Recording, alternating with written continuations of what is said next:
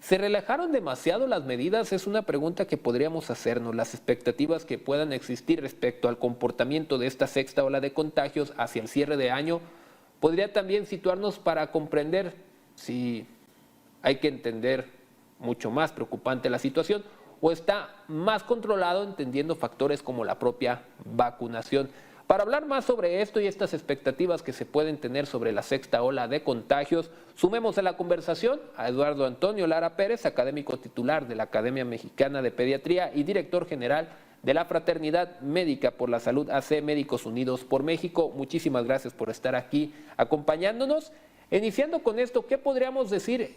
Hay que esperar de una sexta ola de contagios con todo el entorno y factores que están jugando.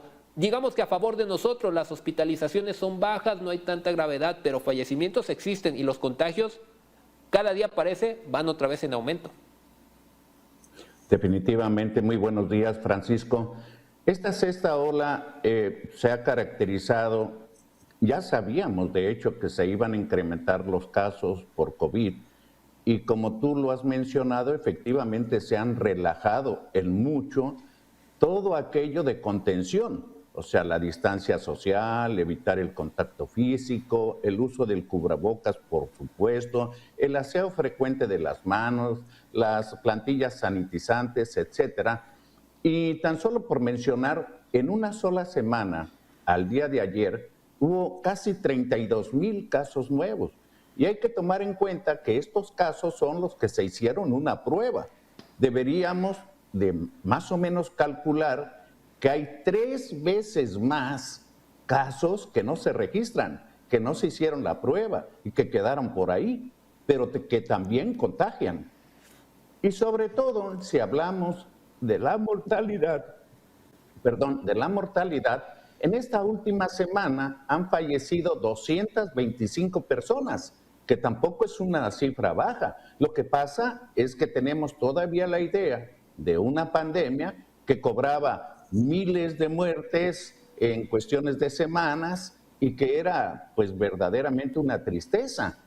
¿Qué es lo que ha pasado con estos casos activos que ya, si sumamos desde el inicio de la pandemia ahora, son más de 7 millones de mexicanos corroborados, porque incluso en la mortalidad hubo muchas personas que murieron y simplemente pues no se hicieron la prueba del COVID y los diagnosticaron con otras enfermedades como causa de muerte y por eso tenemos unas cifras muy bajas con respecto a la mortalidad. No llegamos siquiera a las 332,000 fallecimientos según las cifras oficiales.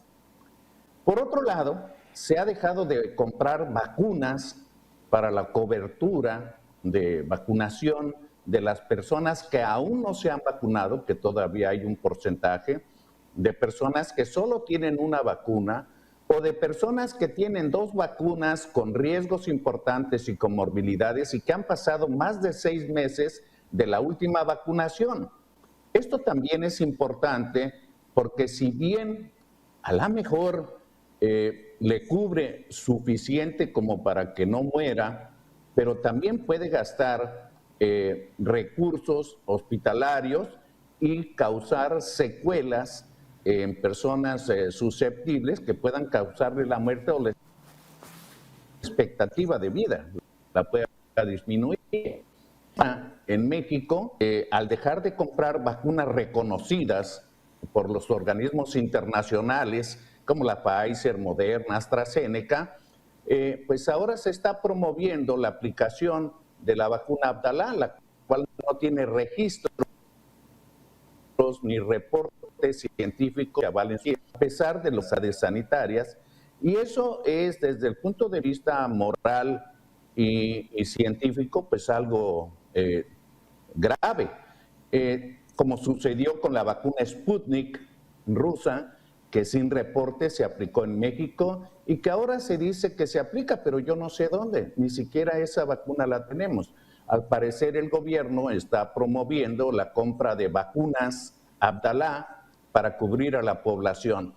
Y ya no digamos que hay mucha población en edad escolar, o sea, los niños de 5 a 11 años, que aún no se han vacunado y de los que se han vacunado no tienen refuerzos. Y en estas épocas de gran convivencia familiar, pues también son susceptibles de enfermarse y contagiar a otros. Ya no digamos los niños menores de 5 años que deberían de estar contemplados en una estrategia de vacunación, puesto que en otros países ya se ha iniciado una vacunación en menores de 5 años. Entonces yo creo que sí, el resultado de lo que está sucediendo, pues simplemente si sumamos que los estados donde hay más casos reportados y más mortalidad, que son la Ciudad de México, el Estado de México, no están garantizando ni promoviendo el uso del cubrebocas de manera obligatoria, lo cual parece un manejo político más que médico. Director, en todo este escenario y ante lo que nos plantea también de lo que es la vacunación, que me parece un aspecto y un factor que no debemos de dejar de advertir y de estar checando, ¿qué podría pasar durante esta sexta ola de contagios? Porque ya la reconocieron, pero no estamos alcanzando todavía el posible pico más alto, entendiendo cómo se interpretaran las otras olas de contagios. ¿Podríamos saber números más altos todavía y esto pudiera tal vez influir y convencer de que hay que volver a la obligatoriedad, no solo en las entidades, en todo el país, de algunas de las restricciones y formas de cuidarnos y prevenir el COVID? Bueno, voy a contestar un poco al revés. Primero, yo considero que tomando en cuenta la temporada, debería de ser obligatorio el cubrebocas en todo el país. Es muy inocente o muy distorsionada la visión. Los problemas virales de temporada, pues dejemos descubierta la posibilidad del COVID. El COVID sigue existiendo y nos vamos a tener que acostumbrar a vivir con él.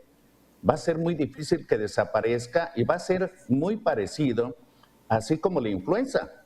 La influenza cobramos conciencia de que causaba hace muy poco tiempo y todavía nos cuesta trabajo convencer a la gente que se vacune de la influenza. Entonces, y ya no digamos que México ni siquiera está interesado en adquirir una vacuna que cubra la cepa original del coronavirus, más la cepa Omicron, que es mutaciones. Entonces, existe ya una vacuna bivalente de Pfizer que cubre esa expectativa, pero el gobierno no está interesado en adquirirla. Y con respecto al uso del cubrebocas, pues debería de ser obligatorio en todo el país. Y luego de ahí, la movilidad. La gente se mueve en el metro de la Ciudad de México, en las vías de comunicación, hacen eventos masivos. Bueno, pues eso también debería de volver a tener una restricción.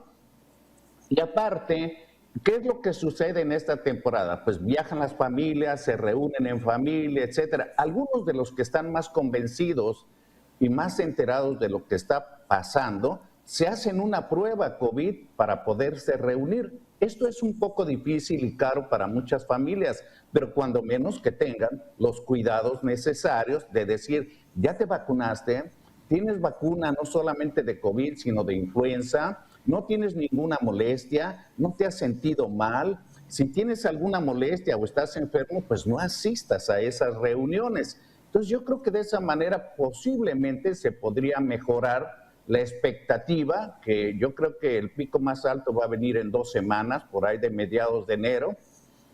Y además, pues no hay un programa con todo lo que hemos aprendido de la pandemia de COVID, que sabemos que las gentes obesas, diabéticas, con hipertensión, son susceptibles de enfermar y morir. ¿Qué se está haciendo en el primer nivel de atención? O sea, en la consulta no hospitalaria, sino extrahospitalaria, para revertir o controlar mejor a estas personas. Y me refiero a la población infantil. Tenemos una tasa elevadísima de obesidad, no se fomenta el ejercicio, hay conductas alimentarias inadecuadas que favorecen la aparición de enfermedades cada vez más tempranamente. Entonces vemos personas jóvenes de 30 años con diabetes, con síndrome metabólico, con padecimientos cardíacos, incluyendo infartos. Entonces todo eso compete a la salud pública y de esa salud pública a la medicina institucional, a la oferta que hace la Secretaría de Salud en la prevención, en la atención y la rehabilitación de las personas en México. Esperemos que mucho de esto de verdad se tome en consideración y cambiemos por el bien, porque si seguimos así con la guardia tan baja, podemos pagarla peor, me parece todavía. Muchísimas gracias, director, por habernos acompañado esta mañana aquí en Mega Noticias Informa, pendientes para próximos espacios donde podamos ampliar más de estos y otros temas de la salud. Que tenga un excelente miércoles. Con todo gusto, Francisco, como siempre, para ti y tu auditorio. Muchas gracias y buen día.